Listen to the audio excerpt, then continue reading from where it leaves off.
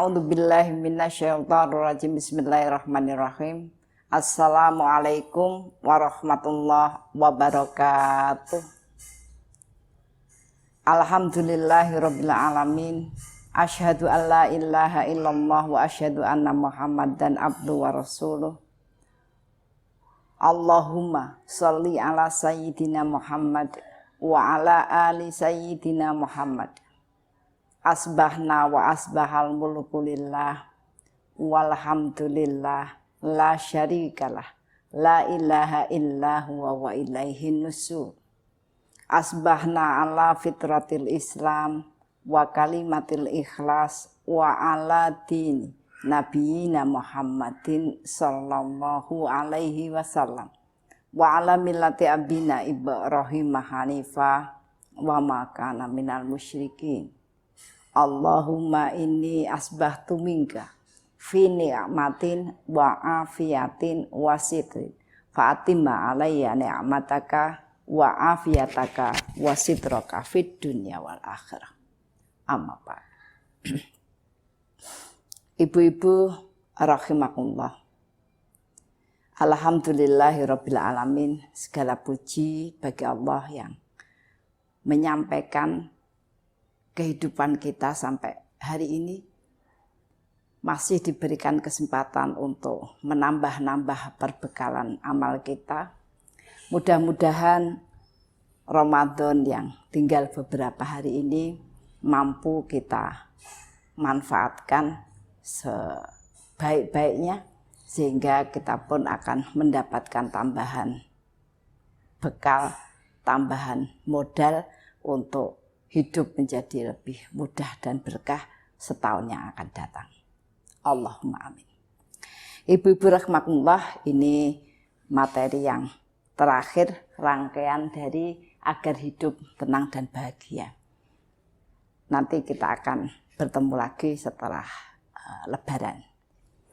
Ibu-ibu rahimakumullah, seperti kemarin kita sampaikan dan kita pahami, ya, Allah mengajarkan kepada kita untuk membuat pola kehidupan yang dengan pola itu kita akan tumbuh, berkembang, penuh rahmat dan berkah.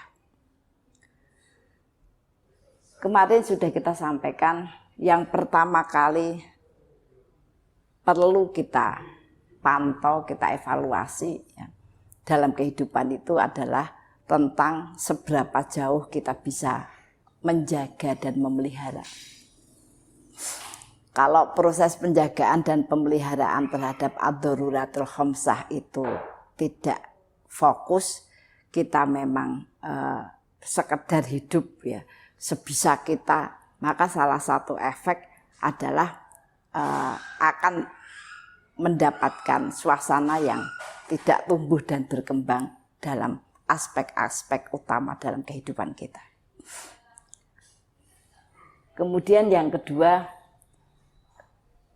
proses penjagaan dan pemeliharaan itu, ya, itu juga diikuti oleh proses-proses teknis, ya, agar kehidupan itu memang menjadi lebih bermakna, ya, dan mempunyai banyak hal yang bisa kita kembangkan menjadi kemanfaatan yang lebih luas. Ada 5 hal pokok yang harus kita pahami dalam proses kehidupan, ya, yaitu bagaimana kita bisa selalu memahami, ya, bisa selalu memahami setiap hal yang kita lakukan, setiap hal yang kita jalani, ya, sehingga menjadi fokus, ya. Kemudian menjadi strategis, ya, dan produktif. Dengan kata lain, kalau ada seseorang tidak bisa produktif, terutama aktivitas-aktivitas akhirat, tidak bisa menemukan cara, selalu terhalang dalam banyak hal, ya, maka itu menandakan memang kita kurang fokus. Nah, sehingga membutuhkan tambahan, membutuhkan peningkatan, ya, kefahaman dalam banyak ilmu, sehingga menjadikan kita fokus kembali dan lebih produktif.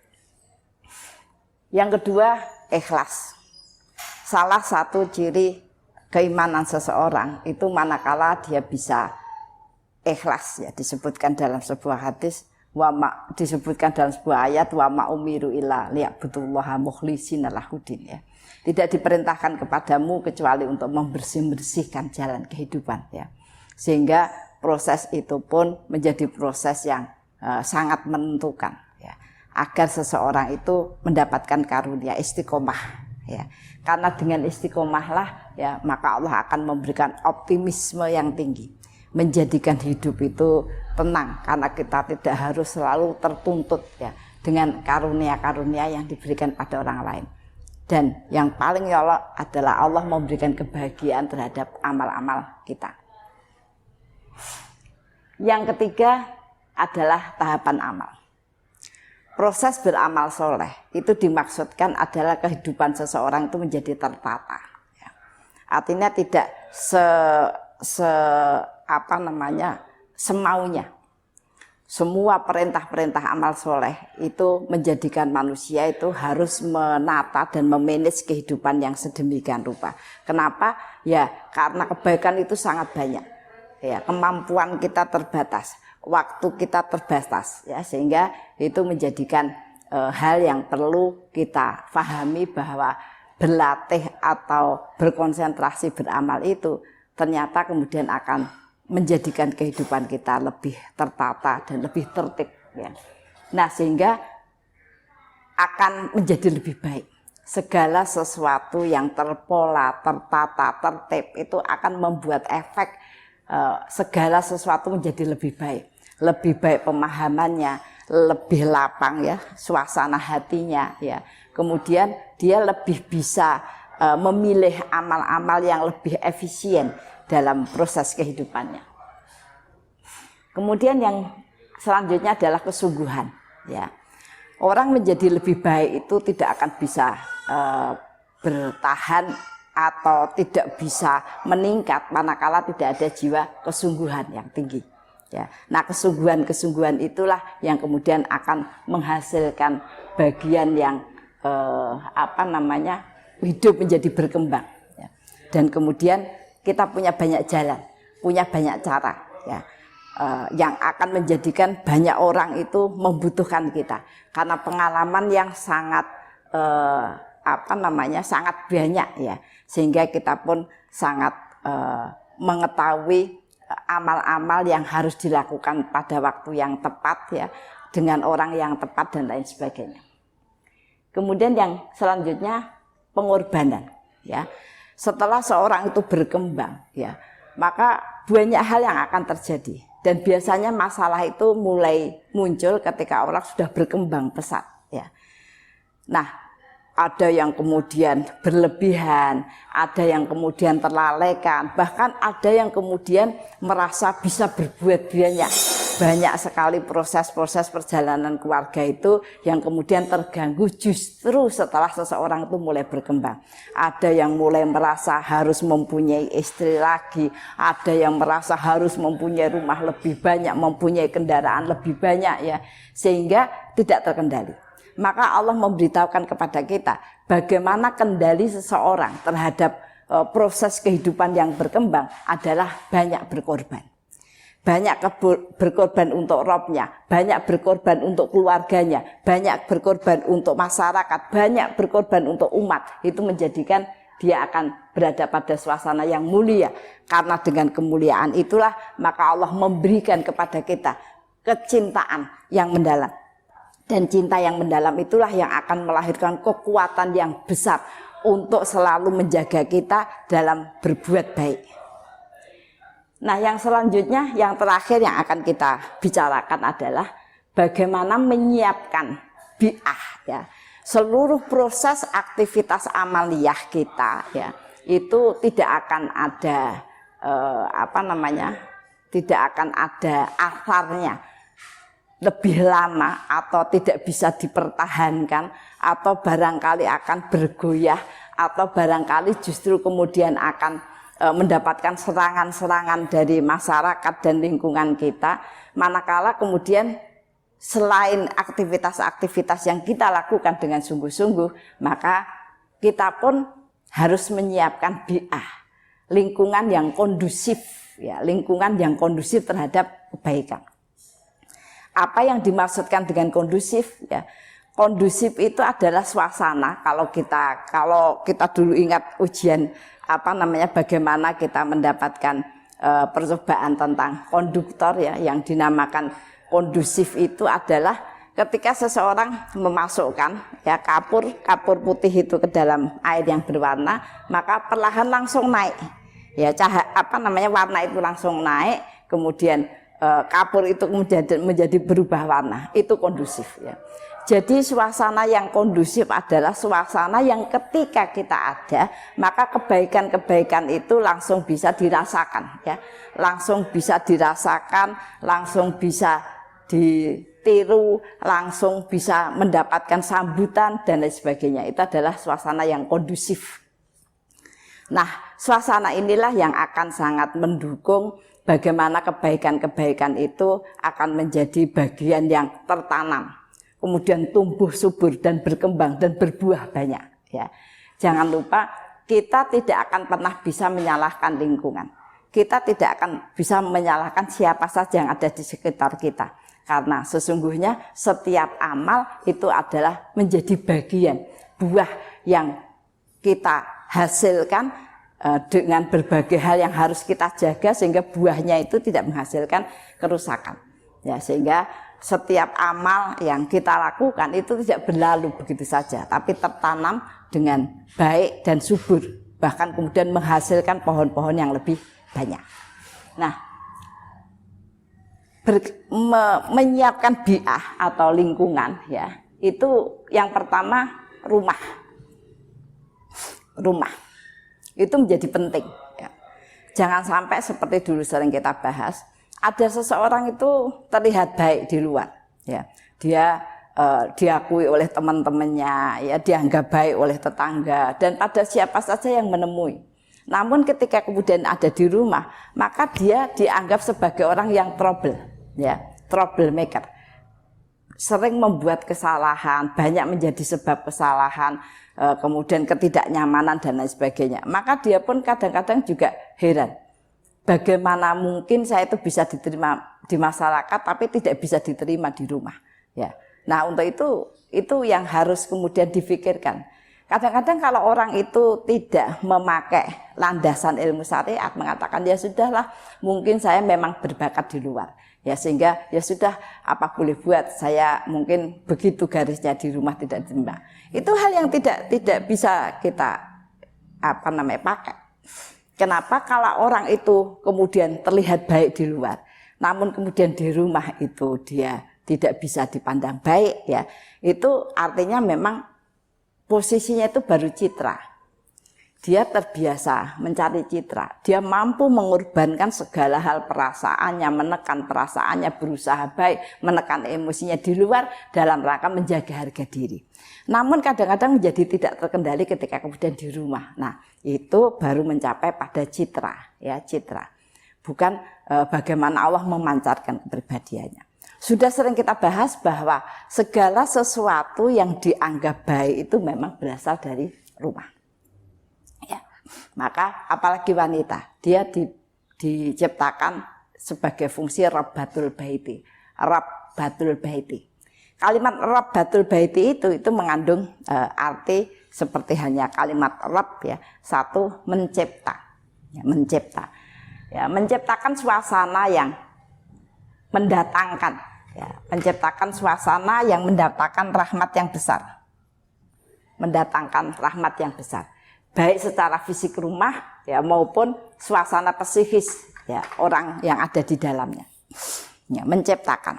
Kalimat menciptakan itu memang sesuatu yang harus diupayakan, ya, tidak ada dengan sendirinya. Maka tidak pernah ada, sudah sering saya sampaikan, tidak pernah ada rumah dijual dengan rahmat dan barokah, ya, dengan penuh rahmat dan barokah di dalamnya, itu enggak ada. Kalau ada saya mau beli, ya, tidak ada. Turunnya rahmat itu adalah sesuatu yang harus kita upayakan, ya, kita upayakan. Bagaimana caranya agar rahmat itu turun, ya. Kenapa rahmat? Karena rahmat itu yang akan membuka, rahmat itu yang akan membuka. Karena rahmat itu suasana kasih sayang yang besar yang akan membuka. Membuka apa? Membuka furqan, ya. Membuka furqan, ketajaman mata hati. Yang menjadikan seseorang yang berada pada lingkungan rahmat yang besar itu punya peluang untuk selalu bisa memilih segala sesuatu itu dengan tepat. Ya, karena rahmatnya yang besar. Dulu sudah sering saya kasih contoh, ya. Ada seorang ya yang suka bantu-bantu, ya suka bantu-bantu. Dia senang sekali ya mendapatkan bagian itu. Kata dia, aku tuh Allah itu memang top, kata dia. Aku senang. Kenapa? Setiap hari aku dipegangi uang, katanya. Ya walaupun itu dia yang kerja, tapi bentuk kerjanya itu setelah kerja kemudian dia mendapatkan bagian, ya. Mendapatkan bagian hasil, ya. Kenapa? Kemudian setelah mendapatkan bagian hasil, dia bisa langsung bersedekah ke masjid walaupun itu sedikit. Ketika kemudian dia ditanya oleh temannya, "Mbok dikumpul ke dulu uangnya baru disedekahkan. Ketoke kok ndak enak kalau sedekah cuman mak kelinting gitu ya." Tapi dia jawab, kalau saya kumpulkan kemudian hasilnya banyak, maka saya akan menjadi ragu. Ya, saya akan menjadi ragu untuk memberikannya, ya. Maka dia tetap berkesimpulan bahwa menabung sedekah itu justru lebih bagus dari sedikit demi sedikit terus sampai kemudian Allah membuat menjadi lebih banyak. Nah, itu adalah pilihan yang tepat, ya.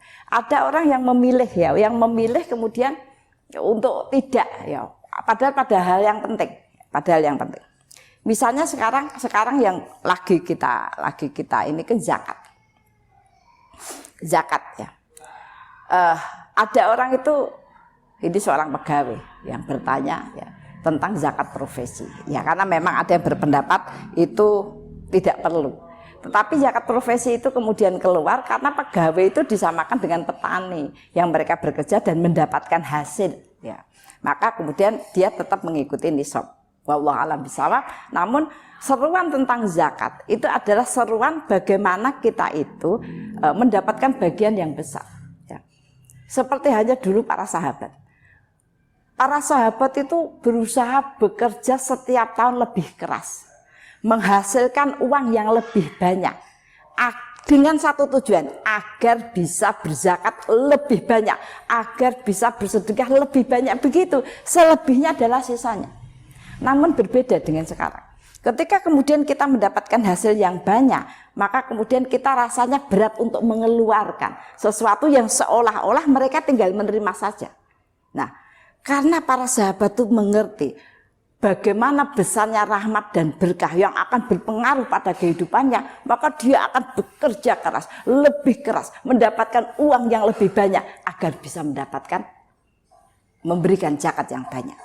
Karena dalam kaidah syariah mengatakan kalau kemudian dia zakatnya besar, maka itu sebagai petunjuk bahwa hidupnya memang lebih berkah. Hidupnya menjadikan bagian yang akan berkembang, ya, menjadi mudah dan berkah. Nah, saya ambil contoh. Ada seorang pegawai itu menelpon saya. Dia katakan, menurut Budiah bagaimana zakat profesi itu? Saya bilang kenapa? Saya katakan Allah itu tidak akan mewajibkan kepada seseorang, tidak akan mendorong seseorang untuk melakukan sebuah ketentuan, kecuali Allah akan memberikan bagian yang besar dari itu. Saya bilang begitu. Kata dia, masalahnya begini Bu, saya itu menghitung pengeluaran kehidupan saya dan kurangnya itu persis seperti zakat yang dikeluarkan. Wah, hebat banget itu, artinya serinci itu, ya. Cara ngitungnya persis seperti zakat yang dikeluarkan. Saya bilang menjadi hak ibu untuk mengeluarkan atau tidak mengeluarkan. Karena Allah itu memberikan tawaran, semua kebaikan itu ditawarkan kepada manusia. Semua kebaikan itu adalah kesempatan dan milik kita adalah kesempatan yang kita ambil, ya. Dan ketika kemudian dia memutuskan untuk tidak berzakat, maka mulai Allah memberikan bagian cobaan-cobaan. Walaupun tidak selalu begitu. Maka banyak sekali orang itu setelah kemudian, ya, kalau orang zaman sekarang setelah mendapatkan pengumpulan uang yang banyak, dia terus mikir-mikir, gitu ya. Misalnya emas itu nisabnya 85 gram. Kalau sudah setahun mau zakat, emasnya sebagian dikasihkan dulu sama anaknya. Biar tidak 85 gram, sehingga tidak perlu zakat. Sah-sah saja. Orang mengatakan, wah kowe ki pinter, kowe cerdas katanya. Itu bagi manusia begitu. Tetapi bagi Allah dia menolak untuk disucikan. Ada juga yang bertanya, zakat itu penghasilan bruto ya atau neto? Saya bilang, zakat itu penghasilan bruto. Kenapa? Karena dikeluarkan itu agar Allah mensucikan. Sehingga setelah dikeluarkan, semua yang dilakukan dengan uang itu akan mendapatkan keberkahan yang besar. Ya, maksudnya apa? Kalau kemudian itu ya sudah habis, nggak bisa dipakai zakat. Orang kebutuhannya lebih ya dari apa yang dihasilkan, kan begitu. Nah, itu harus menjadi perhatian. Kemudian fidyah, ya kita bicara tentang bagaimana menciptakan suasana yang penuh rahmat. Fidyah, ya satu, ada beberapa persoalan tentang fidyah itu. Ada yang bertanya, Bu Dia, saya mau fidyah, ya, tapi saya mau ngasih makan saja. Ngasih makan itu ya sehari 3 kali. Kemudian dia katakan, kalau saya alhamdulillah kalau makan sehari hanya sekali. Saya bilang itu tidak ukuran umum. Orang puasa saja sahur dan buka, ya kan. Nah, tetapi tidak tahu kenapa kemudian berkata begitu. Saya bilang, Mbak, fidyah itu adalah harga dari puasa kamu, ya. Maka ketika seseorang itu sangat pelit membayar fidyah, bahkan merasa percuma ya mengeluarkan uang sebanyak itu, maka memang jenengan itu meminta Allah memberikan nilai pada puasanya memang sangat rendah. Tidak penting bagi Anda untuk mendapatkan nilai yang tinggi, ya. Mending uangnya itu dipakai yang lain. Artinya sedemikian rupa orang itu sangat tidak menginginkan rahmat. Orang yang menginginkan rahmat itu bahkan membayarkan fidyah orang lain. Kenapa? Karena dia mendapatkan pahala puasanya, ya. Jadi bayangkan, kita itu sudah diizinkan tidak puasa, yang lainnya puasa dengan berat. Kemudian ketika kita mengganti puasa kita dengan harga yang maksud kita dinyang-nyang sak minimal sekali, itu menunjukkan sebegitu juga Anda ingin mendapatkan balasan dari Allah. Nah, suasana-suasana yang ada pada saat ini memang suasana-suasana yang sangat menyedihkan, suasana yang tidak akan menurunkan rahmat yang besar, ya. Sehingga dengan demikian itu harus menjadi pelajaran bagi kita dan dicatat baik-baik. Nah, kemudian yang kedua, ada orang itu yang pengennya itu entah kasihan sama anaknya, entah yes pokoknya beralasan saya lebih suka fidyah. Ya karena tadi fidyah itu begitu, ya saya lebih suka fidyah. Fidyah itu ada ketentuannya. Orang itu boleh fidyah ketika memang dia tidak mampu. Ya, tidak bisa puasa, bukan tidak kuat puasa. Kalau tidak kuat puasa itu orang akan mengatakan, wah perutku sakit kayaknya saya tidak kuat, tidak mampu. Nah, kalau kemudian sebenarnya kita mampu dan menganggap tidak mampu, itu bahayanya. Kalau kemudian Allah itu menurunkan balasan terhadap itu, maka kita tidak akan pernah mampu dan kita tidak akan pernah mendapatkan pahala puasa. Pahala puasa itu adalah pahala yang besar karena hanya Allah yang akan memberikannya. Dan proses menahan diri dari segala sesuatu yang memang tidak menyenangkan itu menjadi pengalaman yang sangat besar dalam kehidupan. Biasanya orang yang begini ini itu mudah emosi, mudah kecewa, mudah iri, mudah dengki. Kenapa? Ya karena tadi daya tahan jiwanya itu sangat lemah. Ya, jadi itu tadi saya berbicara tentang bagian menciptakan suasana yang penuh rahmat. Maka kalau dalam bahasa keluarga tadi, dalam bahasa rumah secara fisik ya, rumah yang bersih, rumah yang nyaman ya, rumah yang menginspirasi dalam kebahagiaan, menginspirasi dalam kebaikan yang banyak. Itu menjadi bagian yang akan menurunkan rahmat yang besar, dan itu tentu saja butuh upaya. Kita tidak model zamannya Nirmala ya, mak celing kemudian bersih semua, tidak. Karena upaya-upaya yang dilakukan itulah yang kemudian akan mendapatkan harga ya. Berbeda orang yang melakukannya hanya dengan kebiasaan, yang penting bersih kencing, dengan orang yang melakukannya dengan cinta. Kenapa? Tolak ukurnya tentu saja Allah, dan maka Allah pun karena dia melakukannya dengan cinta, Allah pun memberikan tambahan cinta padanya dalam kehidupan. Ya. Nah, itu tadi bagian rumah. Kemudian secara psikis tadi mensuasanakan anggota rumah. Ibu-ibu rahimakumullah, bahasa psikis itu memang sangat menyangkut tentang rasa, ya, sangat menyangkut tentang rasa. Dan orang itu banyak banyak salah paham ya terhadap perasaan. Ya. Padahal di dalam syariat orang diuji dengan berbagai macam itu. Dengan rasa yang macam-macam itu disuruh berkonsentrasi untuk mensikapi rasa yang dimaksudkan di dalam syariat itu ya, itu ada satu ya, kalau bicara tentang rasa terkumpulnya di sini ya, ada perasaan syukur, kemudian sabar, kemudian tawakal.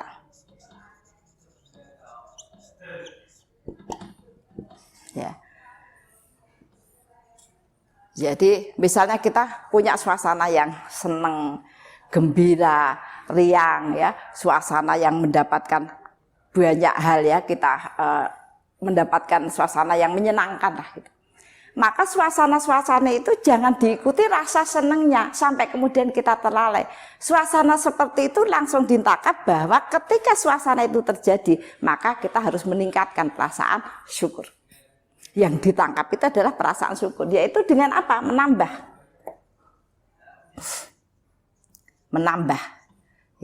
Menambah ibadah, ya, kemudian menambah muamalah kebaikan, ya, menambah ibadah, menambah kebaikan, ya, dan kemudian menambah upaya menegakkan syariat, menegakkan kebenaran, ya, menambah. Jadi kalau kita suasananya lagi gembira, lagi senang, lagi ini tidak menambah, ya. Bahkan ada kalau orang konsentrasi pada rasanya itu ya, dia senang, wes ketawa, kemudian berpesta, kemudian jalan-jalan ya, sampai tidak menambah bagian ibadahnya, itu namanya tidak bersyukur, ya. Maka kemudian Allah akan melaknat.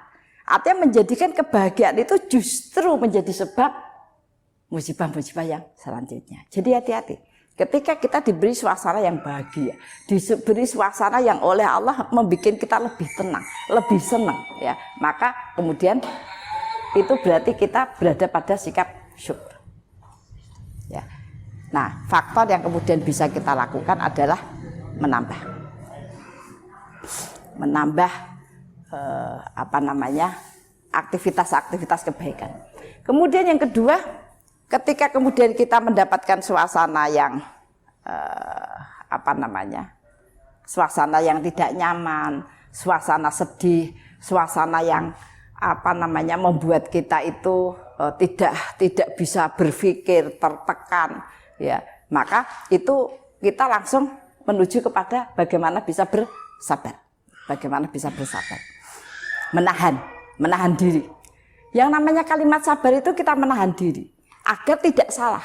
Mungkin mengeluh, mungkin marah, mungkin mencaci maki dan lain sebagainya. Kalau suasana terjadi maka kita harus menahan diri. Menahan diri untuk tetap benar. Tentu saja pada suasana sabar, maka yang akan kita lakukan adalah sesuatu yang pokok. Ya, paling minimal ya kita sholat wajib, mungkin kita tidak bisa banyak berzikir, tidak bisa banyak ya melakukan karena perasaan kita, maka kita melakukan hal yang pokok dengan sungguh-sungguh, ya. Karena walaupun terlihat itu sedikit ya, itu mempunyai nilai yang besar karena suasananya adalah suasana yang tidak nyaman, ya, suasana yang tidak nyaman. Nah, makanya kita akan menjadi salah ketika kita tuh suasana sedih, kepengen kemudian baca Quran sebanyak-banyaknya sehingga tidak kuat, kemudian nangis, kemudian ngeluh dan lain sebagainya. Itu salah dalam menyelesaikan. Atau terbalik, kita tidak memandang faktor sabarnya, tapi kita larut dalam kesedihan, ya, menangis, ya, kemudian kita mengeluh, ya, kemudian bahasa Jawanya itu maido gitu ya, banyak hal yang tidak cocok, ya, sehingga kalau kemudian diteruskan itu akan menimbulkan depresi. sering diingatkan kepada kita, manusia itu berjalan ke depan, tapi setan itu akan mengikat pikiran kita ke belakang. Itu sebabnya manusia yang terikat dengan banyak hal yang tidak penting itu tidak akan pernah maju. Ya. Orang harus jalan ke depan, tetapi setan itu akan selalu mengikat pikiran kita. Mengikat pikiran itu begini. Dulu sudah pernah saya sampaikan. Kalau kemudian kita itu memang sah-sah saja sih ya, kita itu punya mimpi rumah tingkat 7 misalnya gitu. Punya mimpi tingkat, ya sah-sah saja, wah agar semangat, agar ini ya. Tapi kita perlu tahu, ketika kemudian Allah belum mengaruniai suasana begitu, kita merasa wah kok tidak terpenuhi, ya kita harus sabar. Sabar itu ya menahan diri, tidak perlu ini begitu. Tapi karena kemudian kita itu merasa sedih ya, banyak hal yang kita angankan itu tidak diberikan, padahal kita sudah berdoa, maka kemudian mengeluh yang banyak ya. Nah, itu setan mengikat, nyancang pikir, mengikat kita bahwa kita harus sama-sama punya rumah ya, harus kemudian rumahnya begini-begini, padahal tidak pernah bisa punya rumah. Dan itu tidak masalah, tidak penting. Wong orang itu hanya disuruh cari rumah itu dalam rangka bernaung, agar aman, agar terjaga, agar kewajiban-kewajibannya bisa dilakukan dengan sempurna. Itu yang paling penting. Ya. Kalau toh kemudian kita punya rumah yang bagus, punya segala sesuatu dan kewajiban itu tidak bisa dilakukan dengan baik, nah itu ya tidak benar. Apalagi sebaliknya, memang sudah tidak punya rumah, kewajibannya tidak terpenuhi, nah itu ya tidak dunia, tidak akhirat. Ya, jadi sabar itu adalah bagian kesedihan, bagian luka, bagian duka, bagian musibah. Tidak perlu dirasakan banget sisi itunya. Ketika Allah memberikan rasa itu, maksudnya harus ingat bahwa rasa itu membuat kita bisa mengokohkan kesabaran, jangan salah paham. Ya, kesabarannya tidak pernah terambil, dia terombang-ambing dalam perasaannya. Kalau lagi dapat sesuatu senang sampai lupa, kalau lagi mendapatkan musibah sampai kemudian tidak bisa berbuat apa-apa. Manusia itu bukan diciptakan untuk itu. Manusia itu diciptakan untuk memancarkan apa-apa yang dilatihkan Allah kepadanya. Maka dikatakan idza wujudul muslim sahih wajadatu mahu asbabun najah.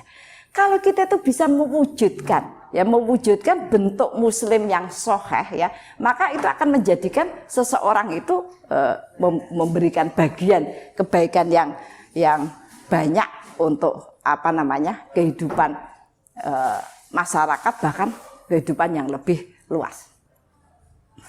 Yang ketiga tawakal ya. Nah, ini juga itu juga sebuah rasa. Sebuah proses itu kan sangat panjang dan sudah kita pahami bahwa manusia itu kadang dapat proses, kadang dapat hasil. Dan sebagian besar manusia itu mendapatkan proses karena justru proseslah yang akan mematangkan kepribadian seseorang. Ya, mematangkan kepribadian seseorang. Maka bagian yang perlu kita pahami ketika proses kita itu banyak terbentur ya. Artinya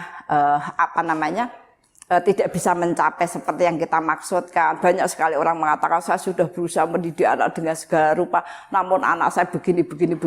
Atau kita sudah berusaha untuk bekerja, namun kebutuhan pokok, apalagi kemudian zakat, kebutuhan pokok, kebutuhan anak-anak sekolah saja sebenarnya begini, banyak sekali. Ketika proses itu tidak mencapai apa yang dimaksudkan, maka kita butuh tawakal. Yaitu memperbagus proses. Kenapa? Kadang-kadang jalannya itu tidak pas. Ya, sudah sering kita katakan. Bagaimana cara memperbagus proses? Kalau dalam perjalanan itu, kita tuh dorongan kebaikannya itu kurang banyak. Dorongan kebaikannya, jangan dorongan untuk memperhatikan dirinya. Ya. Banyak sekali tadi, contoh ada fidyah, contoh ada zakat. Kenapa kemudian dia tidak mau melaksanakannya? Itu karena kecondongan untuk menyayangi dirinya. Ya, menghargai dirinya, menempatkan dirinya pada kenyamanan dan tidak mau susah itu lebih tinggi dibanding bagaimana dia mengupayakan proses-proses yang dengan itu Allah mencintainya. Ya, jadi tadi bagian yang proses yaitu ada beberapa masalah dan itu sudah Allah berikan caranya. Yang pertama, ketika tadi kecondongan kepada kebaikan itu tidak semakin kuat. Ya, biasanya kalau sudah ada futur ya stagnan berhenti itu Ya rasanya kita tetap melakukan, tapi tidak dengan semangat, semaunya, seadanya dan sebagainya. Itu sudah mulai, ya sudah mulai. Maka cara bagaimana kita untuk mengembalikan keinginan ya seseorang atau mengembalikan fitrah yang lebih kuat, yaitu dengan memperbagus ibadah mahdoh. Memperbagus ibadah mahdoh. Ada sholat, ada puasa yang bagus. Ya, walaupun sampai ya kita cukup berpengalaman lah ya dalam kehidupan itu. Yang namanya wanita itu, saya baru memahami kenapa wanita itu sampai oleh Allah hanya diberikan jatah kalau kemudian dia taat pada Allah, ditunjukkan dengan apa? Sholat 5 waktu, puasa bulan Ramadan, taat kepada suami, ya, kemudian menjaga harga kehormatannya. Maka dia disuruh masuk pintu surga manapun yang dia suka. Kenapa? Ya itu tadi. Kadang-kadang kepenginnya kita tuh banyak, tapi tidak bisa ya. Harus ngurus ini, harus ngurus ini. Kadang-kadang sudah capek, tidak konsentrasi, maka selamatkan sholat. Sholat. Untuk itu sholat itu sering saya sampaikan kepada ibu-ibu, sholat wajib itu sebaiknya kita itu memperhatikan apa yang kita baca, surat yang kita baca, doa yang kita baca, wirid yang kita baca. Itu menyangkut tentang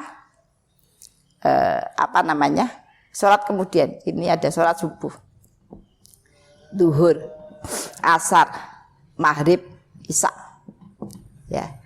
Dari subuh ke duhur itu dikatakan iqam atau sholat, tegak sholatnya manakala antara subuh dan duhur ini kita terdorong lebih banyak berbuat baik, ya. Kalau kemudian tidak, kita atasi di duhur, ya. Mungkin kita itu lagi sumpek ya karena banyaknya tekanan kesulitan, ya kita baca alam nasrah laka sadrak, ya. Itu kita akan memahami bahwa memang Allah kasih kesulitan, tapi nanti ada kemudahan, kasih kesulitan lagi, ada kemudahan, terus hidup itu begitu. Jadi ya memang kita masih hidup ya begitu itu, sabar, terus lakukannya baik. Kemudian doanya juga disampaikan.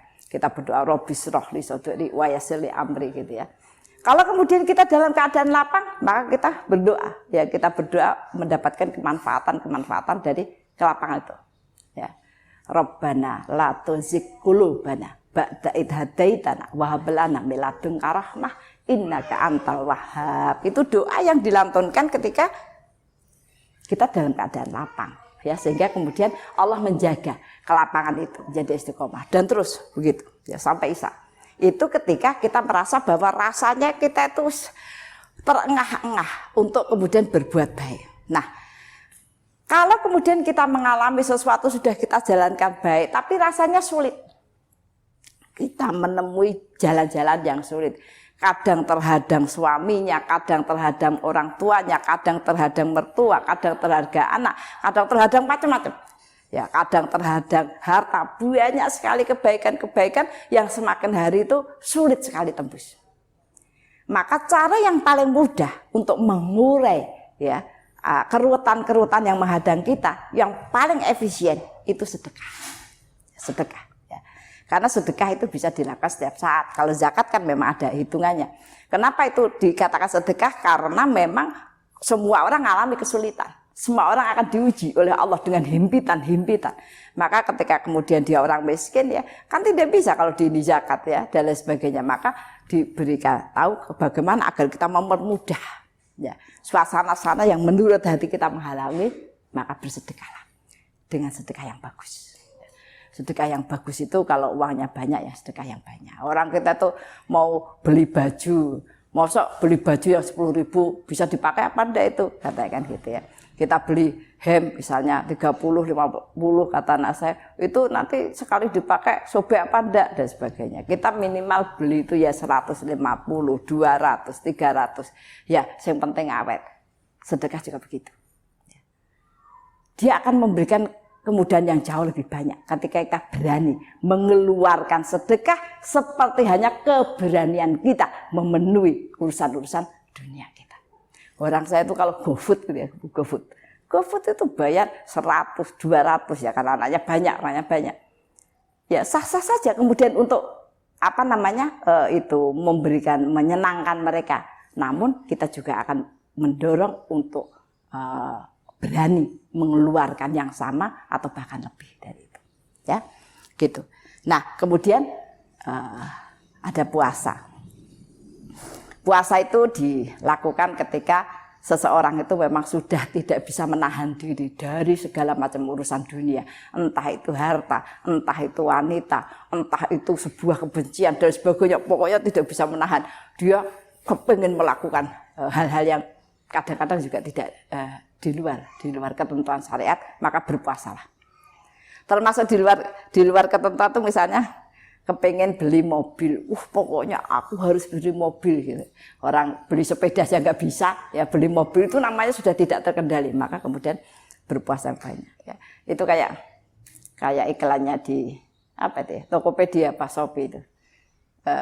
Ada yang bonus, aku pengen, ya. Ada yang murah, aku pengen, gitu aja ya. Orang itu dibuat bagaimana kepengen terhadap segala sesuatu tanpa kemanfaatan sama sekali ya. Itu yang akan mengganggu. Kemudian haji, ya. Kalau sampai kemudian orang itu bisa haji, maka dia akan mendapatkan bagian karunia yang besar ya. Bahkan kalau haji, saya ingatkan orang-orang yang haji itu orang yang harus memenuhi ibadah-ibadah sesuai dengan perintah-perintahnya. Kenapa? Kalau kita haji karena kepengen berdoa diselesaikan hutangnya, haji umroh itu selesai hutangnya, kemudian menjadi kaya dan lain sebagainya, itu nanti akan cacat umroh hajinya. Kalau haji itu bersih, kita ke sana dalam rangka mengikuti perintah-perintah dan syariatnya, ya. Dalam rangka itu, perkara kemudian kita di sana berdoa macam-macam, tapi mengikuti itu. Maka ketika kemudian kita ada masalah, kemudian kita ada hal-hal yang kita butuhkan, maka kita bisa pakai umroh dan haji itu sebagai wasilah. Agar Allah memudahkan, kalau engkau terima umrohku, kalau engkau terima hajiku, maka mudahkanlah dan sebagainya, itu bisa. Jadi hati-hati. Karena itu adalah bagian yang besar, bisa membalikkan keadaan. Maka ketika ada orang yang bisa membiayai umroh dan haji, perhatikan, jangan berpikir macam-macam, ikuti saja perintah-perintah yang harus kita sempurnakan di sana, maka kita akan dapati pahala haji dan umroh kita sepanjang masa, ya. Nah, itu tadi adalah bagian yang bagaimana cara kita menurunkan rahmat. Selanjutnya adalah lingkungan. Tadi rumah, ini lingkungan. Lingkungan itu satu alam. Membuat alam mendukung dan memberikan tambahan rahmat. Salah satu contohnya adalah menanam, ya, menanam. Orang menanam itu ya akan mendapatkan pahala tidak terputus. Dan kemudian pohon. Ketika kita berdoa, kita punya tanaman yang kita pelihara, ya kita tumbuh suburkan, maka mereka akan mengamini kita. Dan tanaman itu akan memperkenalkan kita kepada teman-temannya tanaman juga, bahwa nanti akan lewat di dekatmu orang yang soleh, ya. Maka doakan dia, amini ya segala apa yang didoakannya. Nah, itu fungsi tanaman sampai begitu. Kadang kita punya keluarga saja kita berdoa tidak ngamini, tanaman itu yang akan mengamini. Ya, jadi itu adalah bagian sampai dikatakan orang menanam itu. Kalau toh kamu tuh mengambil mendapatkan hasilnya apa tidak, itu tidak penting, karena bagian kamu berupaya itu kan nggak gampang ya, menanam nggak gampang ngopeninya maksudnya ya. Kemudian tadi bagian menanam rumah, bagaimana seseorang itu memelihara rumah ya, kemudian memelihara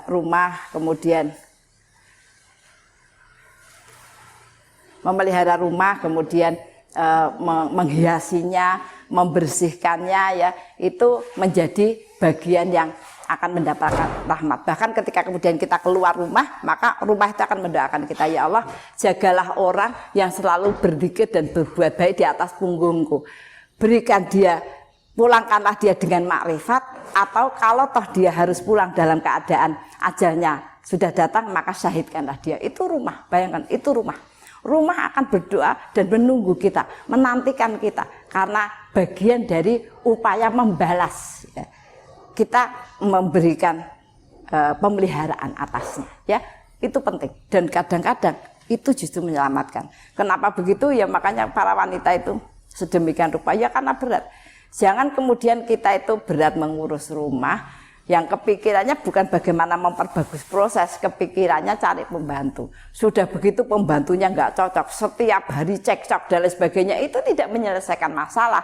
Ya karena sekali lagi segala sesuatu balasan kebaikan yang besar ya itu didapat dari upaya-upaya dan kesusahan-kesusahan yang kita lakukan. Ya. Kemudian yang selanjutnya adalah masyarakat. Ya. Masyarakat itu kewajiban kita mewarnai. Yang pertama mendoakan, sebelum melakukan segala sesuatu kita doakan mereka. Bisa disebut satu persatu, ya, bisa didoakan atas nama masyarakatnya, didoakan dilapangkan hatinya, diberikan dorongan kebaikan, ya, diberikan banyak hal, didoakan. Lalu kita berbuat baik, berilah sesuatu yang dengan itu mereka senang. Ya, karena secara manusiawi begitu. Kalau kita itu terhambat dalam pergaulan, ya kata Rasul, belikan hadiah, karena hadiah itu akan melembutkan jiwanya, ya. Dan kemudian yang terakhir membuat majelis, ya. Kita berharap setiap tempat itu kalau bisa dibuat majelis. Kenapa? Majelislah yang akan bisa menurunkan rahmat yang sangat besar, ya sangat besar. Nah sehingga kalau rahmatnya itu besar, majelisnya itu menjadi bagus, ya.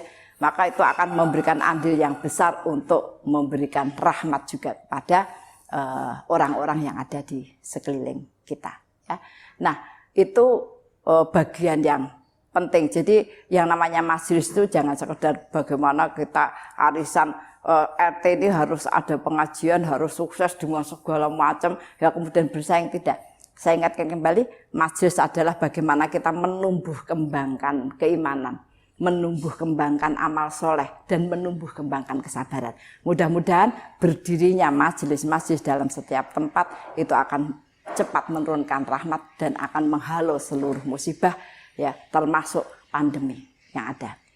Ibu rahimakumullah, barangkali bincang-bincang kita tentang agar hidup tenang dan bahagia kita cukupkan. Mudah-mudahan itu bisa menjadikan masukan untuk kita semua agar arah kehidupan kita itu tidak sekedar bagaimana kita kelihatan, bagaimana kita bisa menikmati, bagaimana kita bisa kaya, tetapi hidup itu dimaksudkan adanya syariat, itu orang menjadi tenang dan bahagia.